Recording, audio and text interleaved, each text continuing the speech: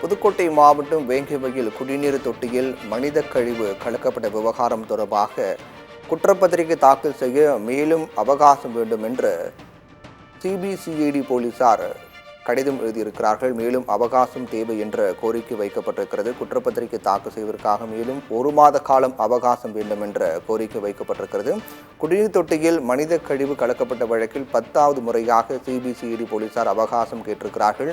இதற்கு முன்பு 9 முறை அவகாசம் கேட்டு வழங்கப்பட்ட நிலையில் மீண்டும் விசாரணையில் தொய்வு ஏற்பட்டக்கூடிய காரணத்தால் விசாரணைக்கு ஏதுவாக 1 மாத காலம் அவகாசம் வழங்க வேண்டும் என்றும் இந்த 1 மாத காலத்திற்குள்ளாக விசாரணை என்பது முழுமையடைந்து அதற்கு பிறகு முறையாக குற்றப்பத்திரிகை தாக்கல் செய்யவும் என்றும் சிபிசிஐடி தரப்பில் தெரிவிக்கப்பட்டிருக்கிறது.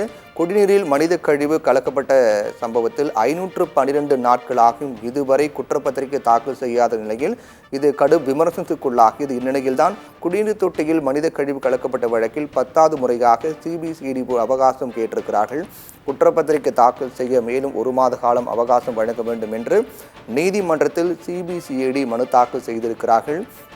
புதுக்கோட்டை மாவட்டம் வேங்கை வயலில் குடிநீர் மேல்நிலை நீர்த்தேக்க தொட்டியில் மனித கழிவு கலக்கப்பட்ட விவகாரம் மிகப்பெரிய தமிழகம் முழுக்க பரபரப்பு ஏற்படுகிறது.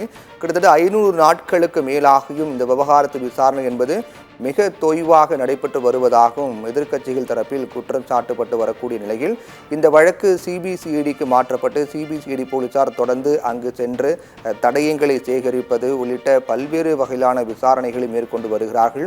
இருந்தாலும் கூட இதுவரை 9 முறை அவகாசம் கேட்கப்பட்டு குற்றப்பத்திரிகை தாக்கல் செய்வதில் தாமதம் ஏற்பட்டது. நிலையில் மீண்டும் சிபிசிஐடி தரப்பில் நீதிமன்றத்தில் 10வது முறையாக அவகாசம் கேட்டிருக்கிறார்கள். 1 மாத காலம் அவகாசம் வேண்டும் என்றும் முறையாக விசாரணை முழுமையடைந்த பிறகு குற்றப்பத்திரிகை தாக்கல் செய்வோம் என்றும் சிபிசிஐடி தரப்பில் அவகாசம் கேட்கப்பட்டதில் கோரிக்கை வைக்கப்பட்டிருக்கிறது.